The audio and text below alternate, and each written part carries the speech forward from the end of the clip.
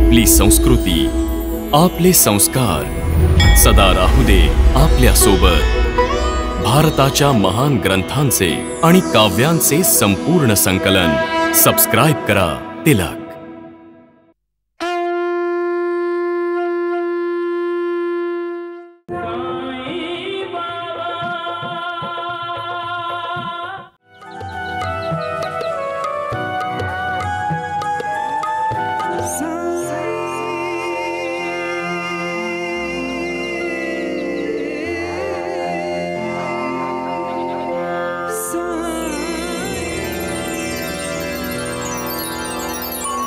खरंच हा कोणीतरी चमत्कारी दिव्य योगी आहे। मला तर हे कोणी महाअवतार वाटतात। चला गावात जाऊन या दिव्य घटनेबद्दल सगळ्यांना सांगूया। अरे गुलाब, काय झालं भाऊ? जंगलात आग लागली काय? कोते पाटील जी, मला तर वाटतंय यांनी सकाळ सकाळ भूत बघितलंय। भूत नाही, तो तर कुणी ईश्वराचा दूत आहे। काल रात्री तर त्या लिंबाच्या झाडाखाली कोणच नव्हतं। आम्ही पण पहिलं कधी नाही पाहिलं त्याला।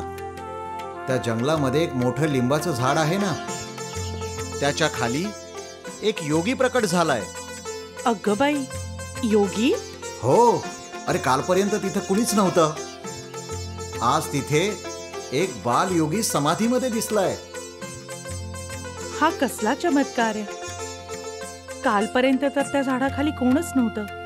अरे बोलतच राहणार आहेस का बाईजाबाई, की आता त्यांच्या दर्शनाला सुद्धा येणार आहेस? अल्लाहने पाठवलेला एक पीर फकीर असेल, याआधी की तो कुठे निघून जाईल। चल। हा हा, केव्हापासून प्रार्थना करतोय देवा, वेळ निघून चाललीये आणि वेळेनुसारही हे नश्वर शरीरही त्या परम सत्याच्या दिशेने चाललंय, ज्याला मृत्यू म्हणतात। माझं हे जीवन अपूर्ण राहील देवा, जर का मला कोणी मार्गदर्शक नाही मिळाला। मला माझ्या गुरुचं दर्शन घडवा देवा।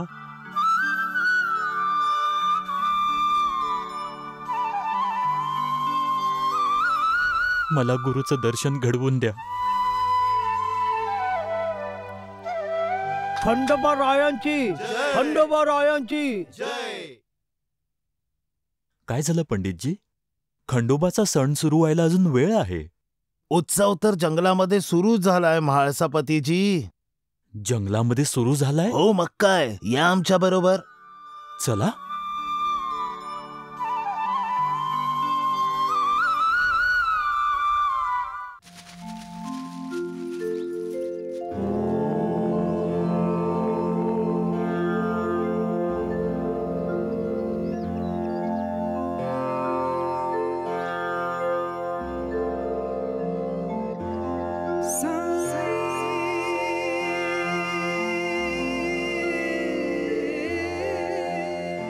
चला जवळ जाऊन बघूया। चला चला।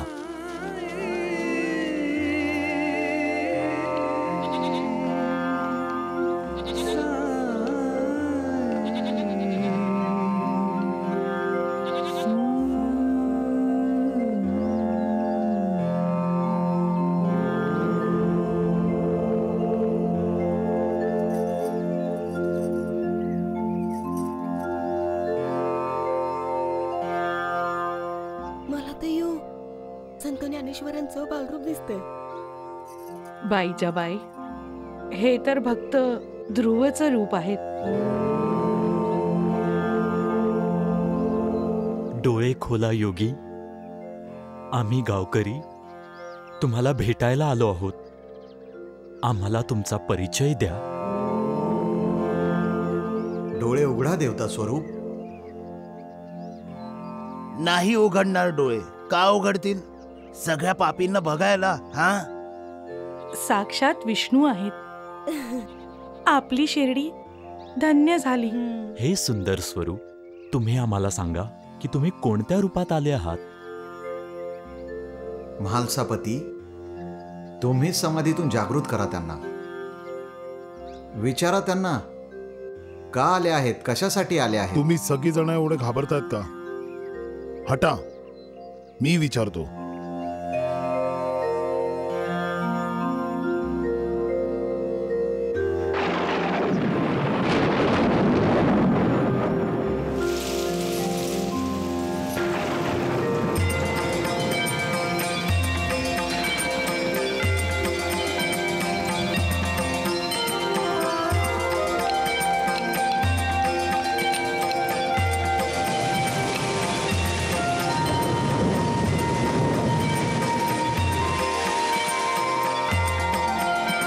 ए बायजा चल, का भिजतेस? चल चल. अहो पण हा पण दिसतोय की. जर आपला मुलगा असता आणि तो जरा सफीचत असता, आपण त्याला सोडलं असतं का? अगं पण हा आपला मुलगा नाहीये. पण कुणाचा तरी लेख आहे. त्याची आई असती तर त्याला असं भिजू दिलं असतं का? अगं बायजाई तू काय करतेस? तू त्याला पावसाच्या पाण्यापासून वाचवतेस की पावसाचं पाणी गाळून गाळून त्याला आंघोळ घालतेस? हा? अरे संतू इकडे इकडे. अरे जा, जाऊन कुठून तरी मोठं छप्पर घेऊन ये. जा लवकर, जा जा लवकर. अरे काय करतोय? काय करतोय? काय करतोय? छप्पर काढून घेऊन चाललोय तिकडे कुठे? तिथे ते योगीसाठी. मुलीच नाही, वैद्याची गाय भिजून जाईल. तिथे तो योगी भिजतोय. वैद्य लवकर या, हा बघा छपरा घेऊन जात आहे. अरे देवा रे देवा, कोण आमच्या घराची छत घेऊन जात आहे? कुठे आहे? अरे अरे इकडेच आहे. अहो वैजी, तो ह्याविषयी नाही, त्या गायीच्या छताविषयी बोलतोय. कोण आहे? अरे थांब थांब, हे थांब. अरे थांब, हे थांब बोललो ना. हे छत्री खोल, मी बोलतो त्याला सोड सोड सोड. असे पाय तोडेन ना की मोठ्यातला मोठा वैद्य पण त्याला जोडू नाही शकणार. हे वैद्य सुद्धा जोडू नाही शकणार. छत्री सरळ पकड. अहो वैद्य, सरपंचांनी सांगितलंय. काय काय सांगितलं सरपंचने? बोल, काय सांगितलं? की लोकांची घरं उद्ध्वस्त कर. बोल. अरे पकड, अरे पकड त्याला. अरे मूर्खांनो, मला नाही, त्याला त्याला पकडा. चला. अरे ये छत्री आण. ये पकड त्याला. अरे संतू ये, लवकर ये, लवकर ये. ये ये ये ये. त्या बाजूने पकड, त्या बाजूने पकड. हा. राम राम राम. काय पाटील, स्वतःच्या घरावरचं छत नाही घेऊन येता आलं? बोला, माझ्याच गाईच्या गोठ्यातली छत उचलायची होती का? आणि आणि हा कोण आहे? हे योगी आहेत, समाधी अवस्थेत लीन आहेत. म्हणून म्हणून त्या बिचाऱ्या निरागस गाईला असंच भिजत ठेवायचं? तिला सुद्धा जीव आहे बाईजाबाई. आणि इथे असे ढोंगी योगी तर येतच राहतात. अहो वैद्यजी, हे कुठून आले नाहीयेत, प्रकट झाले आहेत. प्रकट झाले आहेत. ऐका माझ्या चेल्यांनो, प्रकट झाले आहेत. बनवून टाका त्याला पण देव. पण बघा, जर तुम्हाला बघायचं असेल तर जसा हा प्रकट झाला आहे त्याचप्रमाणे तो कोणाचं तरी घर लुटून गायब होऊन जाईल. तुम्ही जाणून घ्या तुमचं काम. मी तर माझ्या गाईच्या गोठ्याचं छत घेऊनच जाणार. ऐका माझ्या चेल्यांनो, घ्या त्यांच्याकडून. काय? अरे काय काय समजलं नाही तुम्हाला? छत घ्या त्यांच्याकडून.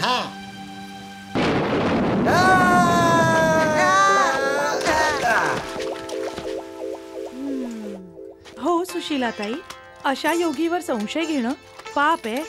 बघितलं ना त्या कुलकर्णी वैद्य बरोबर काय झालं आणि त्यांना कसं फळ मिळालं.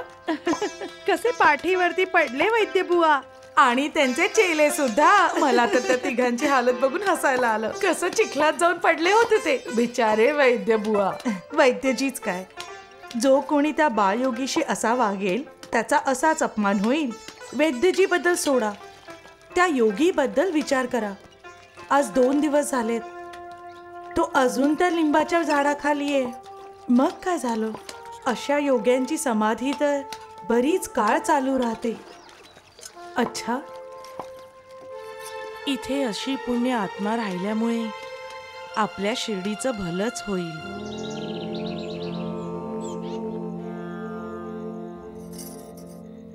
जरा ऐकलत का त्या बालयोगी? अगं भाग्यवान, आज 4 दिवसांपासून त्या बालयोगींबद्दलच ऐकतोय.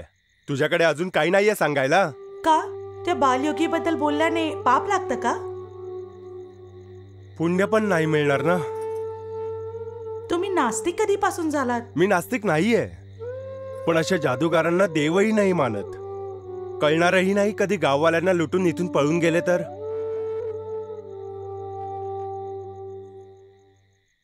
ते कुठेच नाही गेलेत म्हाळसापतीजी.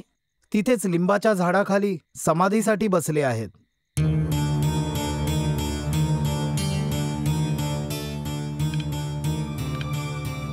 याचा अर्थ आहे की ते ढोंगी नाहीयेत. तो ढोंगीच आहे. समजलं पाटील, तो ढोंगीच आहे. हा, ढोंगी असता तर त्याला भूक लागली असती, तहान लागली असती, कुठेतरी भिक्षा मागायला गेला असता, रात्रीचा कुणाच्या तरी घरी आश्रयाला गेला असता. तो काही मागणाऱ्यातला नाहीये. तो नक्की कोणी अवतार आहे. कुठलाही अवतार नाही आहे तो. त्याच्या डोक्यामध्ये एक खूप मोठी चालाकी आहे. षडयंत्र आहे आम्हा गाववाल्यांना लुटण्यासाठी. समजलं? डोळे बंद करून तो आम्हा सर्वांना मूर्ख बनवत आहे. आज जे त्याचे गुणगान गात आहेत बघा, उद्या त्यांना नक्कीच पश्चाताप होईल. कारण कुलकर्णी जे बोलतो ते 16 खरं बोलतो. वैद्यजी, एक काम करूया, रात्रीच्या रात्री त्याला उचलून जंगलाच्या बाहेर फेकूया.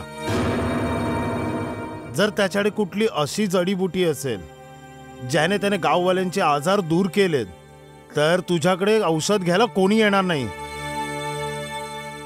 आणि तुझा गावात कोणच आदर नाही करणार. काय वैद्यजी, जाऊया? चला चला चला. अरे या मागे.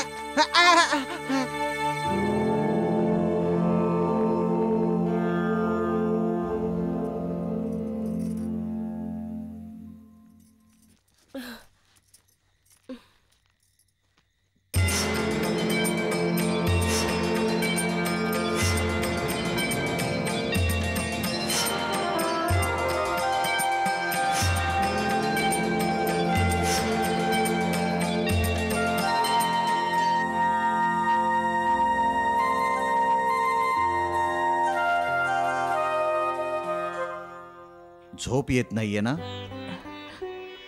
नाही. कशी येईल? किती वेळा सांगितलं जेवण जेवून घे.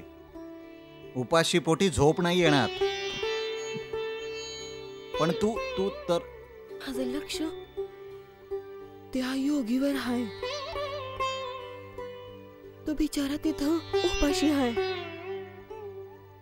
त्याला जेवण कोणी दिलं असेल? जेवण बनवते आणि त्याला देऊन येते. योगी लोक एवढ्या रात्रीचं भोजन नाही करत. ठीक आहे, तुझ्या मनाला वाटतंय तर सकाळी त्याच्यासाठी जेवण घेऊन जा. आता डोळे बंद कर आणि शांतपणे झोपून जा. झोप आता.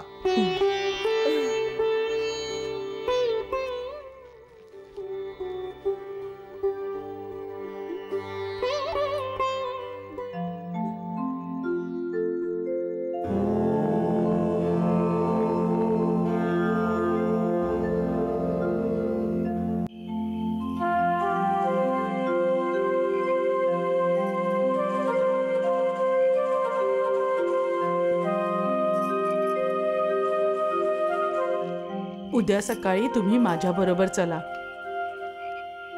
कुठे? जिथे योगी ध्यान लावून बसलेत. कोणी खूप मोठे तपस्वी आहेत.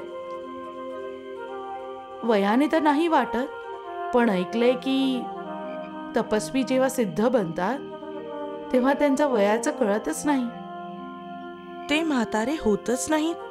सकाळी सकाळी कशाला तुझ्या सोबत यायला मला सांगतेस?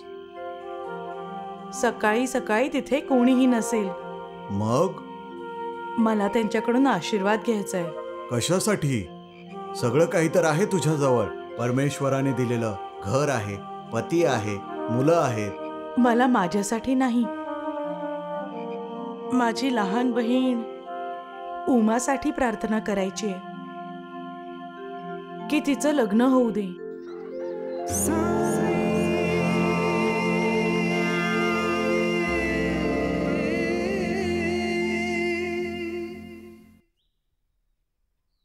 अरे बाईजा, आज एवढ्या सकाळी सकाळी चूल आणि चक्कीची तयारी करतेस? अरे काल रात्री झोप नाही आली का? नाही ग नूर, सकाळ व्हायची वाट पाहत होते. त्या बालयोगीला जेवण द्यायचंय ना. अरे बाईजा, एक गोष्ट सांगू? अशा अल्लावाल्या फकीरांची दुआ खूप लवकर लागते. अरे तू जाऊन त्या योगीकडे स्वतःसाठी मूल का नाही मागत?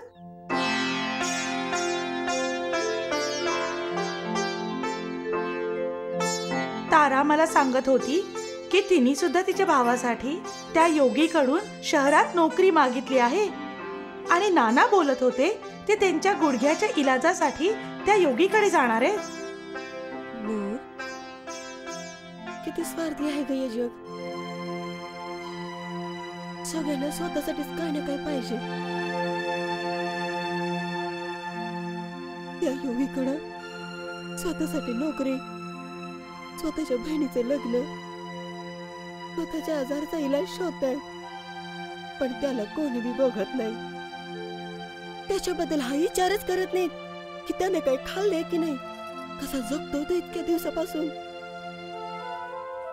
कधीपासून मोकळ्या आकाशाखाली बसलाय तो.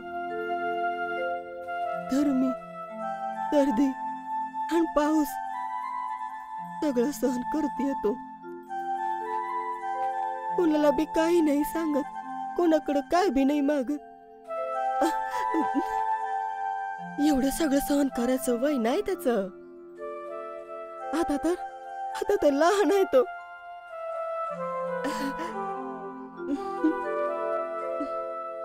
माहित नाही कुठल्या आईपासून हारून आपल्या शिर्डीत आलाय. त्याला ममतेची गरज आहे. ममतेची, नाहीतर ते कवळं फूल या वातावरणाच्या या काळात अडकून सुकून जाईल. नूर, मी रातभर झोपलेच नाही. त्याच्याच बद्दल विचार करत राहिली. पण बाईजा, तो योगी तुझा काय लागतो? काय बी नाही लागत, पण समजा काही आहे तो माझ्यासाठी.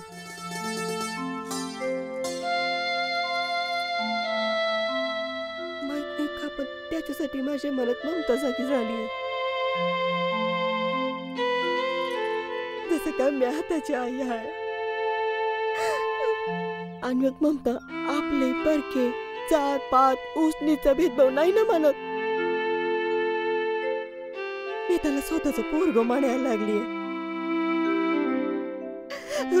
माझं पोरग आहे, माझं पोरग. मी त्याची आय हाय, आय हाय.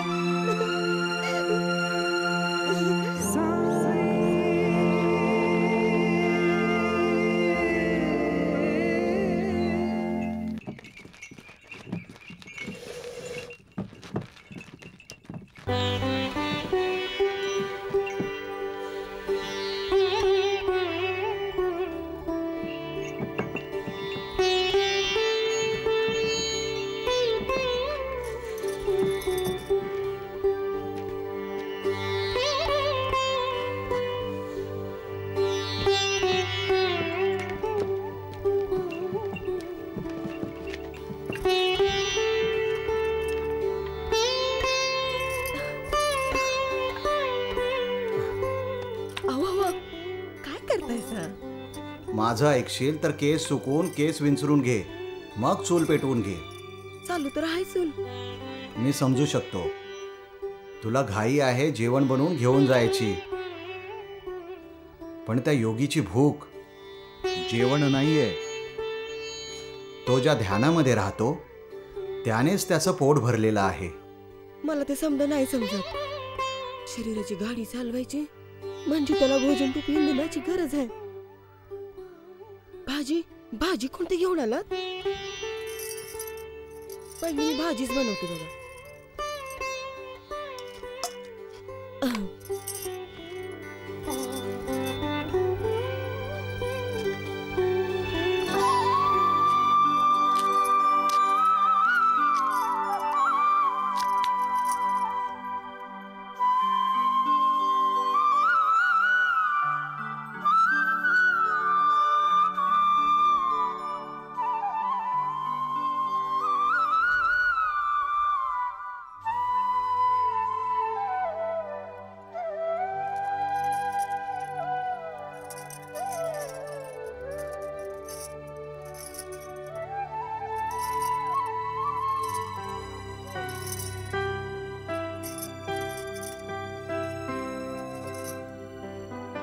मी या योगीला जेवण देऊन येते.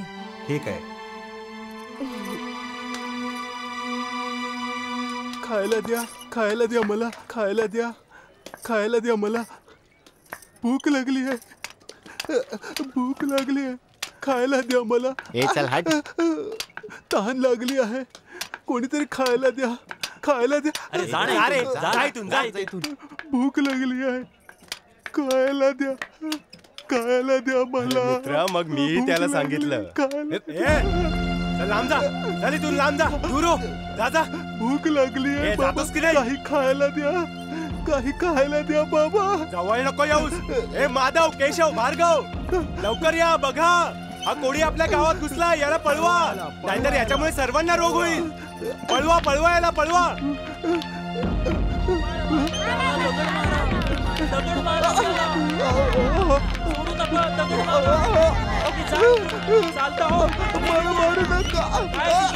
ए पळा इथनं, निघा इथनं.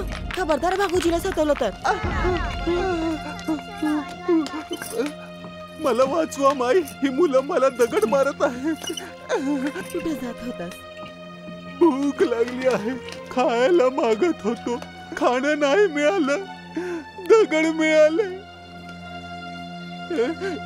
तू कुणाचं काय बिघडवलंस? हे घे. पण माई, तुम्ही तर हे खाणं कोणा दुसऱ्याला घेऊन जात होतात ना. काही हरकत नाही, या पुण्यांदी जाऊन जेवण बनवते. हे घे.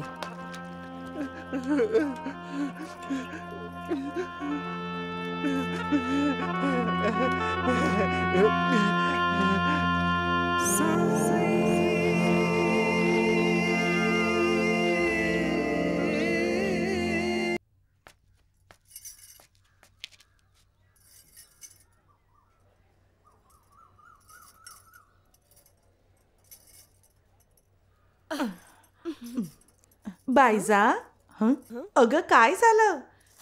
आवडलं नाही का योगीला तुझ्या हातचं जेवण? नाही ग, जिकडं जायचं होतं तिकडं पोहोचूच शकले नाही. परत यावं लागलं. का? काय झालं? काय बोलू?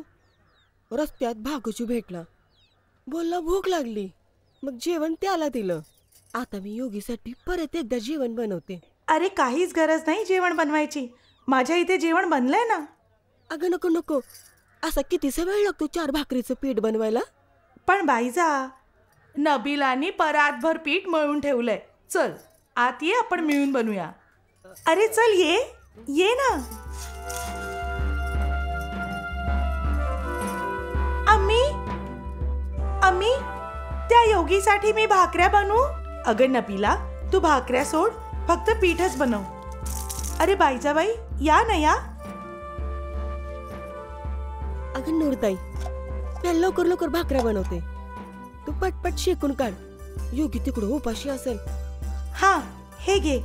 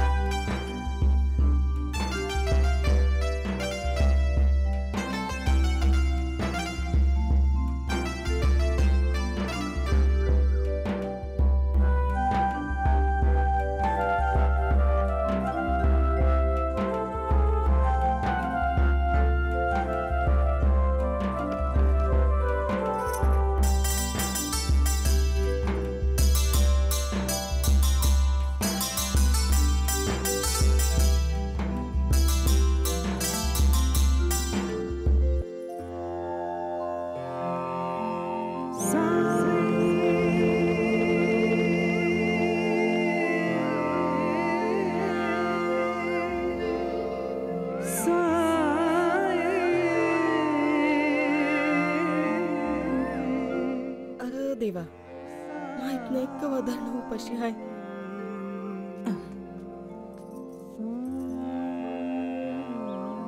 घे घे, जेवण घे.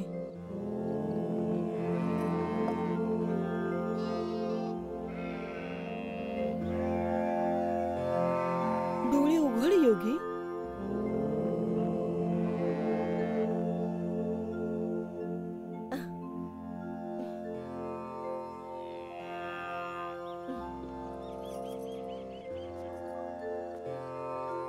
ठीक आहे.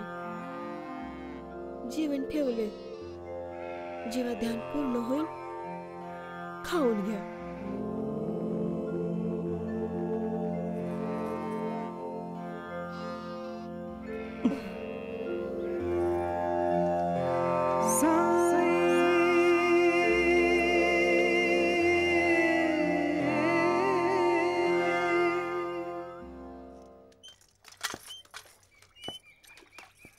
बाईजाबाई, त्या योगीने जेवण खाल्लं का? मी आता जेवण ठेवून आली होती. खाल्लं असेल. नाही खाल्लंय. आम्ही बघितलंय. खाणं त्यांच्या समोर पडलंय आणि गाय, बकरी, कुत्रं खाणं खातायत. त्यांना तर काही माहीतच नाही. ते तर त्यांच्या धान्यामध्ये मग्न आहेत. नाही खाल्लं.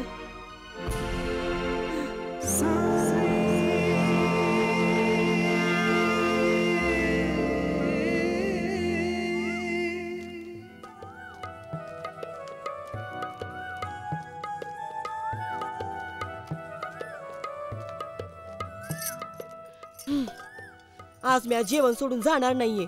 आज मी जेवण भरूनच जाणार आहे.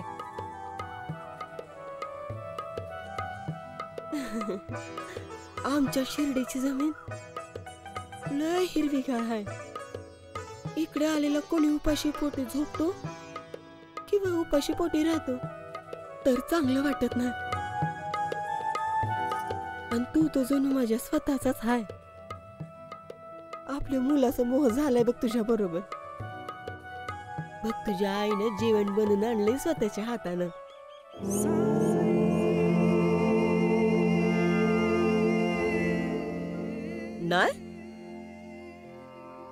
नाही खाणार. जिद्द करणार. ठीक आहे, तुझी जिद्द असेल तर माझी बी जिद्द आहे. जोपर्यंत तू खाणार नाही तोवर मी बी खाणार नाही. अरे जेवण काय, पाणी बी पिणार नाही.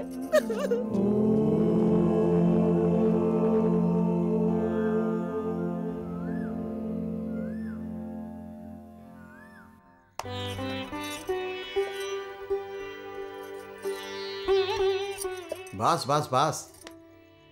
माझ्यासाठी अजून नको बनवूस. मला एवढंच खूप झालंय.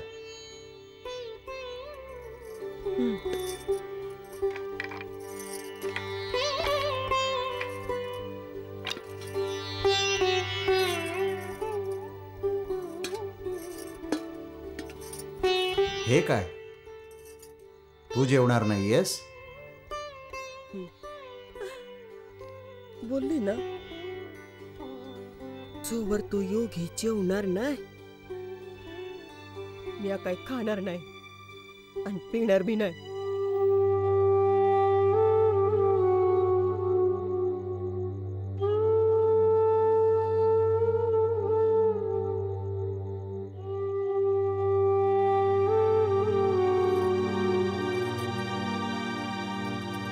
न काही खाणार न काही पिणार, पण का? अरे मी काय सांगतो की तो कोण लागतो आहे त्या बाईजाबाईचा.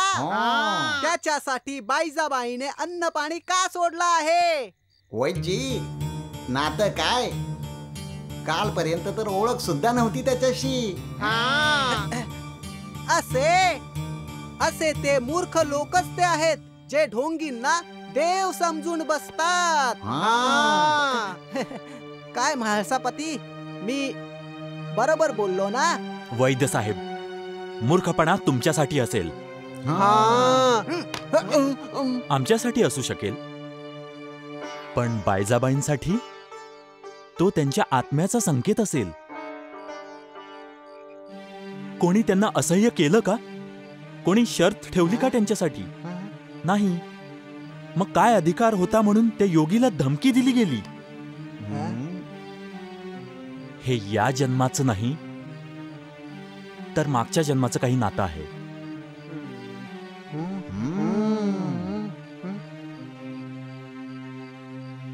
हां, कित्येकदा तरी वस्त्र बदलल्यानंतर आपण आपले जुने संस्कार पुन्हा आणतो.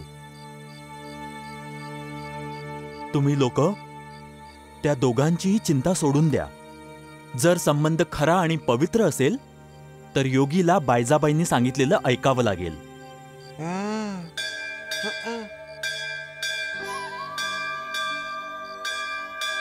पाहिलं, खंडोबांची हीच इच्छा आहे.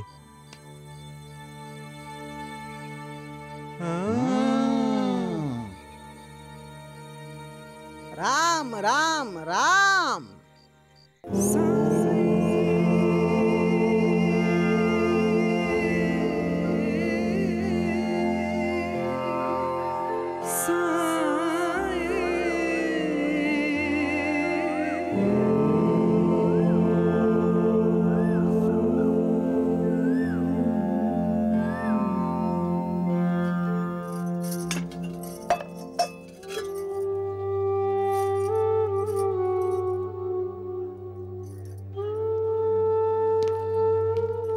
भाईजा,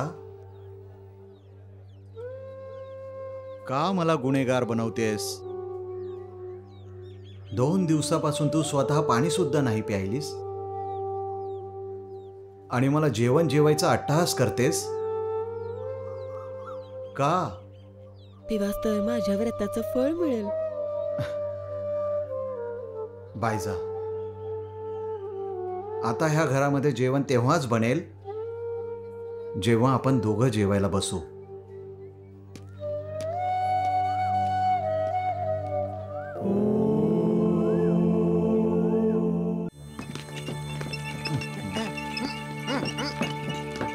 हो बाजूला.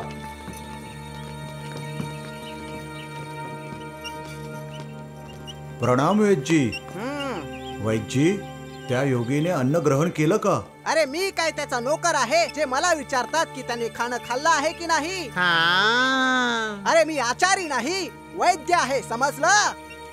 रागवतोय कशाला? वैद्य आहात तर त्याला ध्यानातून जाग करण्याचं औषध द्या ना. वैद्यजी, जेव्हापासून गावात तो योगी आला आहे. योगी नाही, ढोंगी बोल, ढोंगी. राम राम राम. हा वैद्यजी, सगळ्या गावामध्ये त्याची चर्चा होत आहे. गाववाल्यांना तसं तर काही कामच नाही राहिलं आहे. मंदिरमध्ये, मशिदीमध्ये, शेतामध्ये, जंगलामध्ये, घलाघलामध्ये त्याचीच वार्ता होत आहे. तोंड बंद ठेव.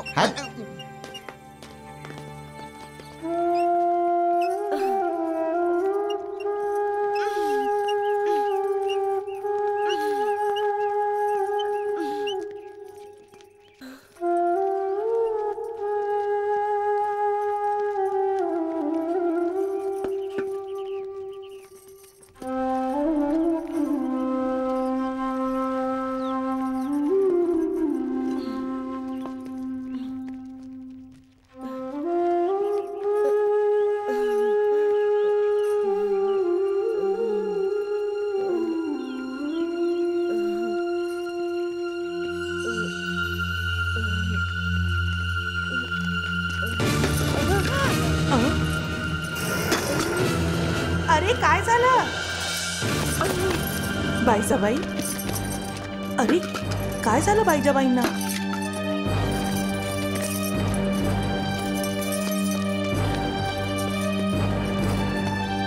बाईजाबाई,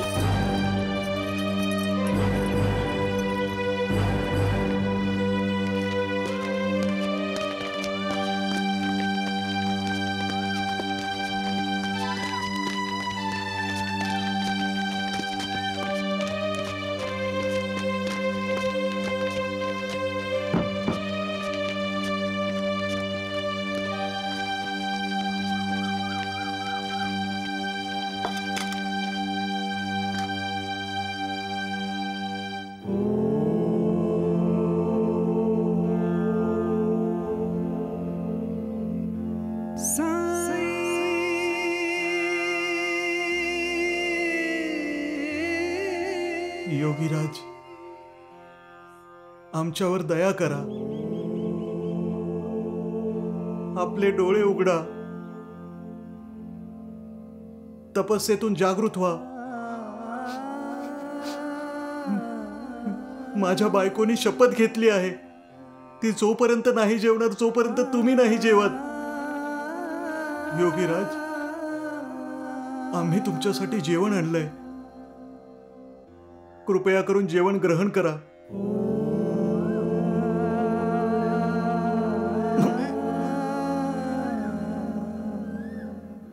योगीराज, कृपया करून आमची विनंती ऐका. बाईसाबाईने 3 दिवसापासून ना जेवण जेवलंय ना पाणी प्यायली आहे. माझं हिच्याशिवाय कुणी नाहीये, कुणी नाहीये माझं हिच्याशिवाय. तिची अवस्था तुमच्या समोर आहे.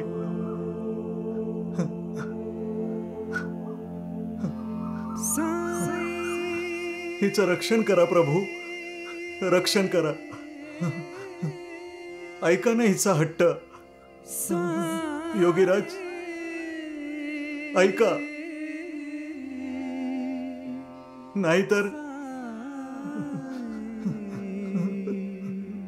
नाहीतर माझं घर उजडून जाईल. योगीराज, माझं घर उजडून जाईल. योगीराज, माझं घर उजडून जाईल. राम राम राम. बघा बघा, तो ढोंगी मुलगा किती कठोर मनाचा आहे. हैं? अरे सरपंच रडत आहे तरी पण तो डोळे नाही उघडत आहे. हा, योगीराज, माझी विनंती मान्य करा. योगीराज, योगीराज, माझी विनंती ऐका. योगीराज, तुमचे डोळे उघडा, नाहीतर मी इथेच डोकं आपटून आपटून माझा जीव देऊन टाकेन. योगीराज.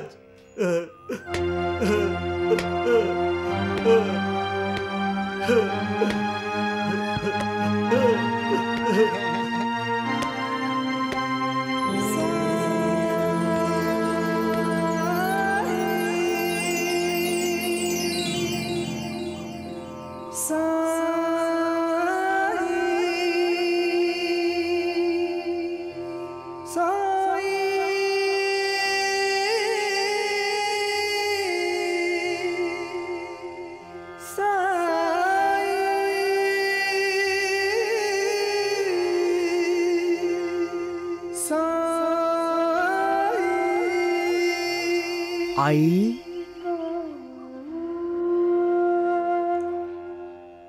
उठ आई. मला जेवण नाही भरवणार? मला भूक लागली आहे आई.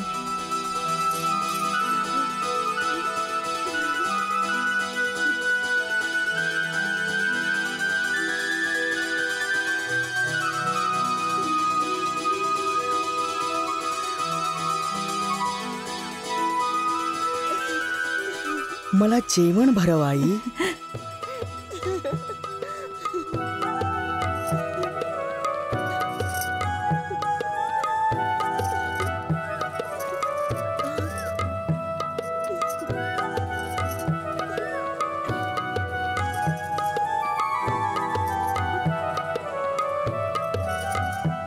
का वैद्य साहेब, तुम्ही तर सांगत होतात की बायजाबाई आता कधीच उठणार नाही.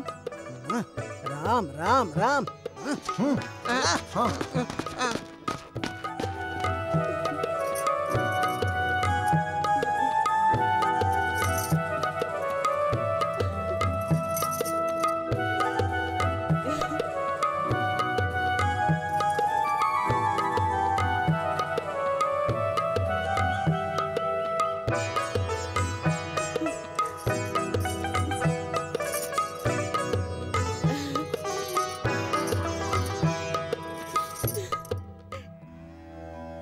जेवला नाहीस? का उपाशी राहिलास इतकं दिस? मी जेवलो आहे आई. कवा जेवलास? ते तुम्ही त्या कोडी भागोजीला जेवण दिलं होतं ना, ते तर तुम्ही माझ्यासाठीच बनवलं होतं, तर मी ते जेवलो. खोटं बोलतोयस तू.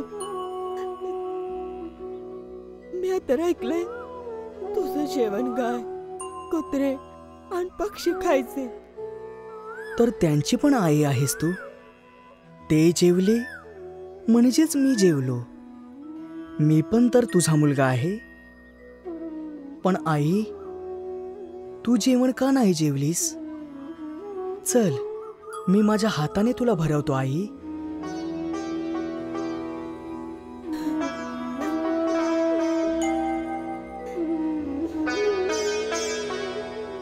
जेवण जेव आई. तुझा मुलगा तुला स्वतःच्या हाताने जेवण भरवत आहे.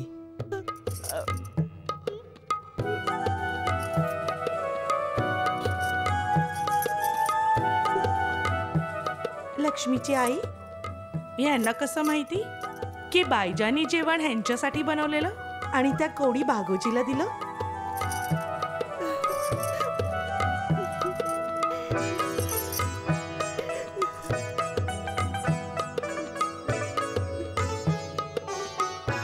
या अल्लाह.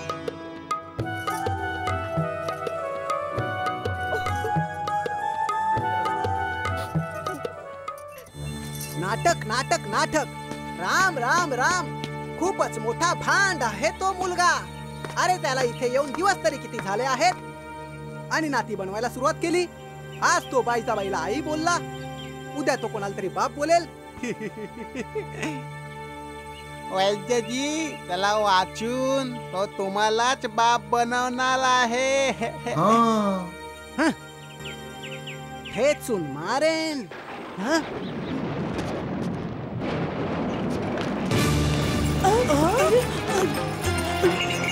काय